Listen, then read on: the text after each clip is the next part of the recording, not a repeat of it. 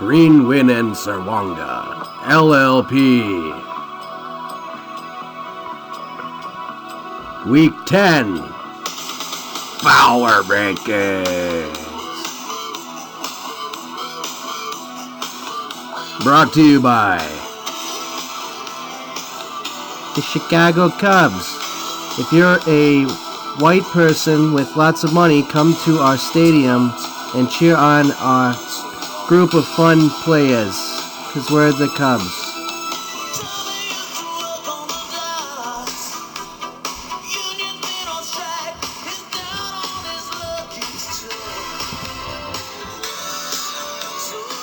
Alright, welcome to Greenwin and Sarwanga LLP 2016 Power Rankings. Sorry about last week. I had Zika and I just didn't really feel up to doing this. My voice was pretty much gone too. So this edition we're going to do the week 8 and 9 results just for recap. Week 8, here we go. Wyndham Wizards beats Crepuscular Zika. Digs out for Harambe, takes down the Glorious TDs. Le'Veon a Prayer, in parentheses, Burrows, gets the second straight King Salami, taking down Cheeky SODs. Johnny Walker Blues licks Lick My Coal. It's All I Do and I Do It Well. Pounds Pound Town and Brown Town. Protein Power Plant RIP gets a win against Bag Off Bitch. And Carson Goes Deep beats Gronk Ingram in the Golden Taint. Wow, 2 Teasdales won. That's rare. And here's the most recent week, week 9. I get salamied by Pound Town and Brown Town. It's All I Do and I Do It Well gets swifted by Gronk Ingram in the Golden Taint. The Cheeky SODs beat the Johnny Walker Blues. Le'Veon a Prayer Burrows wins their 5th straight over Digs Out for Harambe. Back Off Bitch gets a good win against Glorious TDs. You Can Lick My Coal takes down the Wyndham Wizards to stop their 5-game winning streak. And in the Teabagger Bowl, Carson Goes Deep beats his brother. So here are the Week 10 Power Rankings, and we'll start off with one of those Teabaggers, Carson Goes Deep. The team's won 2 in a row, but is by far the lowest scoring team in the league. I don't know how you're 4 and 5, but you are, so congrats on being lucky. Number 13, Protein Power Plant RIP. And I'm not hating on you guys, Teasdales, but your team's just, they're shitty. So you're 13th. Number 12 is Johnny Walker Blues. Cam Newton, man, I'm glad I didn't draft him. He's been hurt. He has not put up lots of points. That's hurting your team. You are number 12. Number 11 is Crepuscular Zika, the only 3-6 team in the league, 3 losses in a row. My team scored some decent points, but the Jordy Nelson curse is alive and well. I've had 3 salamis against this year, and I've also given up the most points in the league, so diseased, just like Zika. Number 10, Back Off Bitch, and this team, Matt Ryan just keeps putting up big numbers for this team. Otherwise, you guys might be below the Teasdales. But you got a win last week, and you were number 10. Number 9 is It's All I Do and I Do It Well. Good week this week, KG, but you got swifted by Ingram and Mike Wallace, and yeah. Anyways, that happened, and you're number 9. Number 8, Gronk Ingram and the Golden Taint.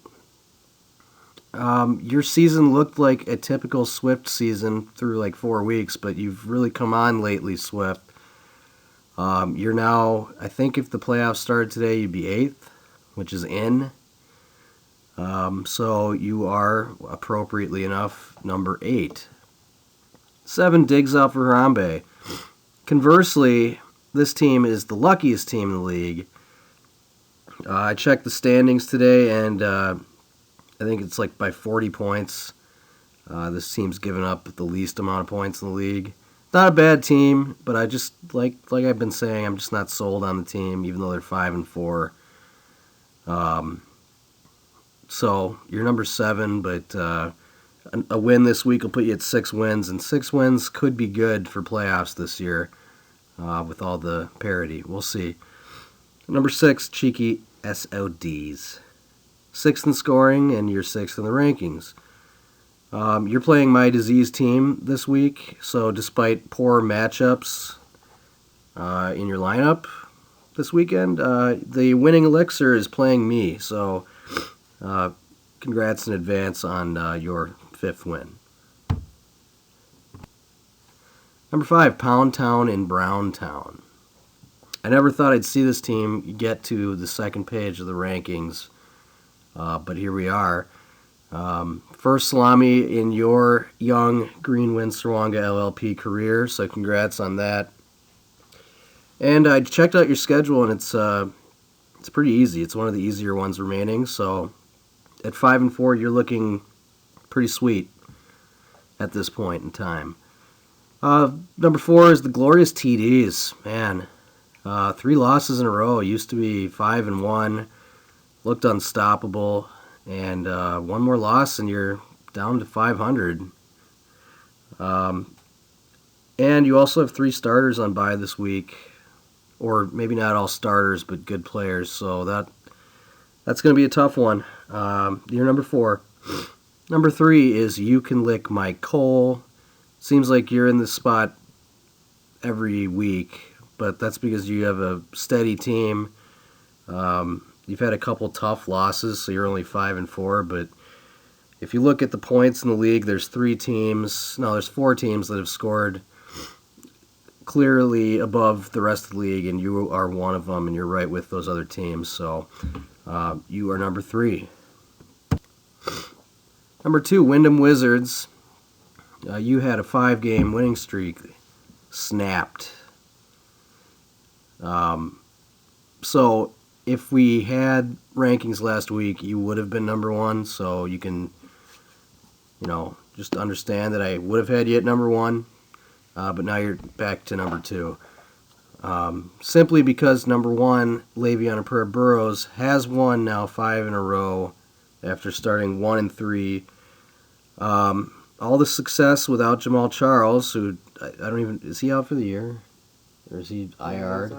Yeah, he's IR'd now, so that's a bummer of a pick, but it doesn't matter because you're 6-3, you've won 5 in a row, and a win this week puts you at 7 wins, and I guarantee you 7 wins is good enough for the playoffs this year. Week 10 predictions. The cheeky sods.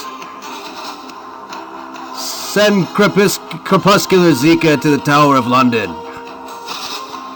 Wyndham Wizards. Dig deep and beat digs out for Rame. Le'Veon Prayer Burros continues donkey punching people. Back off, bitch. Charlie Murphy's You Can Lick My Coal. Or Rick James's, whatever. It's all I do, and I do it well. Does it well against the glorious TDs. Johnny Walker Blues. They beat the hell out of Protein Power Plant, RIP. And Pound Town in Brown Town deeply penetrates. Carson goes deep. Good luck.